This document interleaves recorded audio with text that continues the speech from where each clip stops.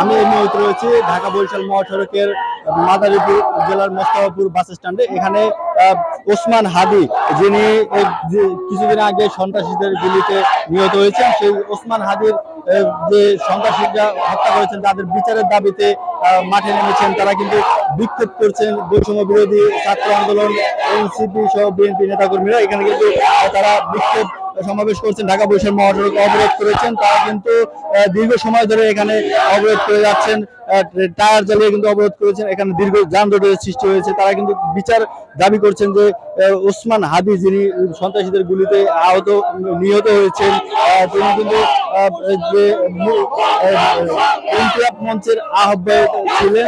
আর তার নিহতের ঘটনায় কিন্তু খুশি উঠেছে এই এনসিপি বৈষম্য বিরোধী ছাত্র আন্দোলনের নেতারা।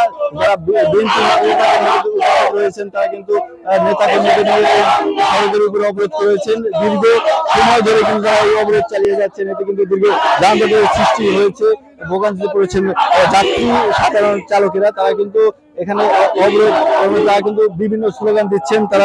তারা বলছেন ভারতের আগ্রাসন বন্ধের দাবি জানাচ্ছেন। তারা দ্রুত বিচারেরও দাবি কিন্তু তুলছেন। এখানে এমনটি কিন্তু আমরা দেখতে পাচ্ছি। দীর্ঘ সময় ধরে কিন্তু এই সড়কের উপরে টায়ার জ্বালিয়ে তারা বিক্ষোভ করেছেন, যান চলাচল বন্ধ করে দিয়েছেন। তবে আমরা দেখতে পেয়েছি ইতিমধ্যে কিন্তু এখানে যে লাশবাহী গাড়ি রয়েছে, যে অ্যাম্বুলেন্স গুলো ছিল, রোগী বহনকারী অ্যাম্বুলেন্স, সেই অ্যাম্বুলেন্স গুলো কিন্তু তারা ছেড়ে দিয়েছেন। সেই দিকে কিন্তু তারা খেয়াল রেখেছেন। তবে প্রায় উভয় পাশে কিন্তু ঢাকা বরিশাল মহাসড়কের উভয় পাশে কিন্তু দীর্ঘ যানজটের সৃষ্টি হয়েছে। যে যানজট প্রায় 3 কিলোমিটার সড়ক পর্যন্ত পৌঁছে গিয়েছে।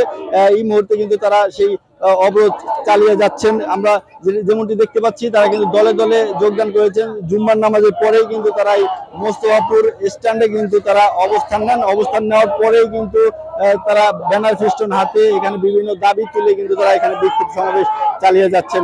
এখনো বিক্ষোভ চলছে। তারা কিন্তু এই বিক্ষোভ চালিয়ে যাচ্ছেন।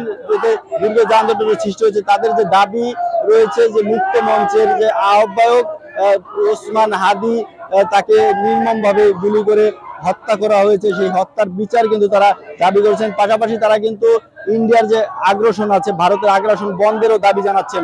এই ছিল মাদারীপুর থেকে বিক্ষোভের সর্বশেষ।